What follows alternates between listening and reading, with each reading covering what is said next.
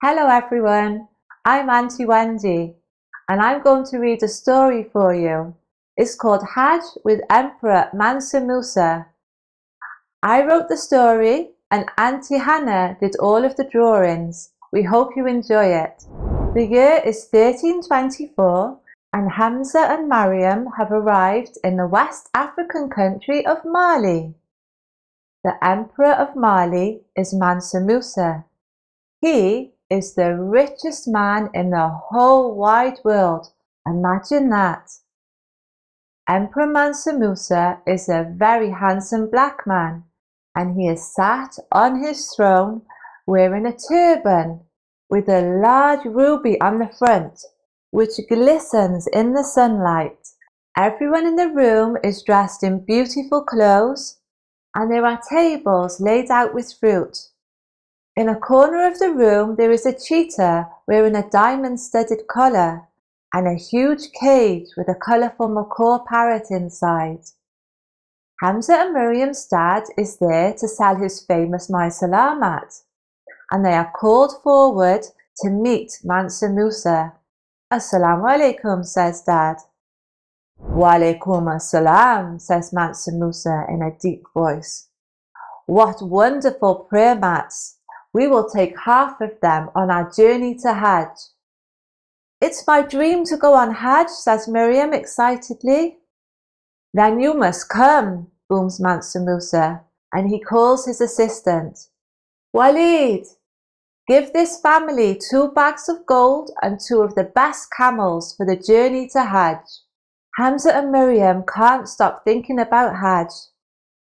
Hamza wonders, why is Hajj so important? Dad explains, it's one of the 5 pillars of Islam. Allah wants all Muslims to do Hajj at least once in their lifetime if they are fit and healthy and they can afford the journey. Yes, and it's good to do it while we are still young, as Hajj takes a lot of strength and energy, says Mum. Mum said she's young, Miriam whispers to Hamza, and they roll around giggling. The special day has arrived, and Hamza and Miriam are among a long line of camels, all carrying sacks of gold and other supplies ready for the journey to Hajj. There are also thousands of horses, herds of goats, and 60,000 people. Can you find Hamza, Miriam, and their mum and dad amongst all the people? The caravan makes its way across the desert, stopping at villages and cities along the way. People line the streets as they pass.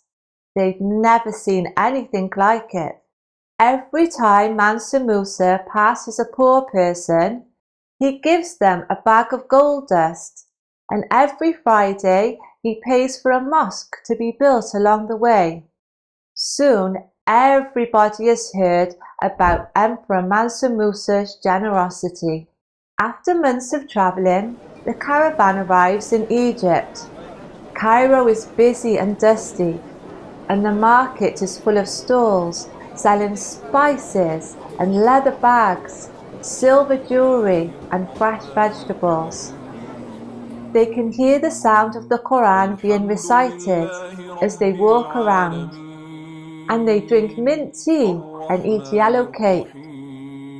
When they get back to the caravan, Hamza announces, I'm going to ask if I can ride a horse for a change. Riding a horse across the desert? I'll come too. Hamza and Miriam speed across the desert on horses until they are at the front of the long caravan. They're going so fast. Can you hear the sound of the horses? Suddenly, they've gone.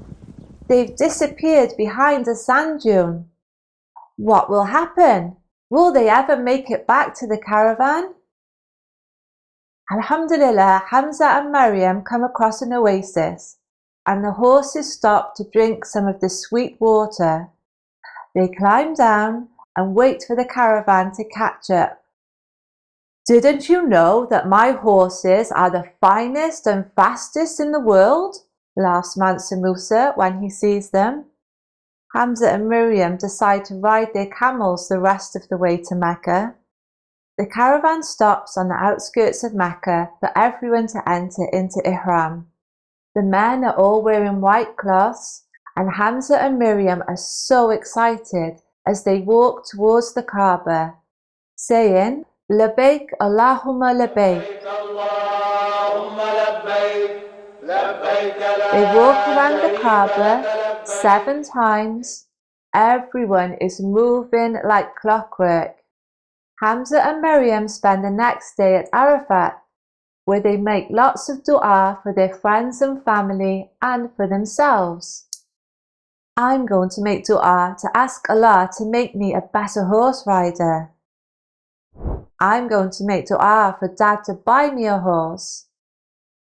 Hamza, don't you think it's amazing that all these people from all over the world are here together for Hajj? Yes, it's just like it says in the Quran. People, we have created you all male and female and have made you nations and tribes so that you would recognize each other. Guess what I have to do now? Shave your head. I'm glad I'm wearing hijab and I don't have to shave my head. Hamza and Miriam are extremely tired after finishing their Hajj, but they are also excited. Can you guess why? Yes, that's right. It's the day of Eid. The people are having the biggest barbecue you ever saw. There's roast lamb for everyone. Groups of girls are playing hand drums, and soldiers from Emperor Mansa Musa's caravan are putting on a sword display and racing their horses. It's Eid al-Adha. Eid Mubarak, everyone. I hope you enjoyed the story, and I hope you go away and learn more about Emperor Mansa Musa, the richest man that ever lived. Bye!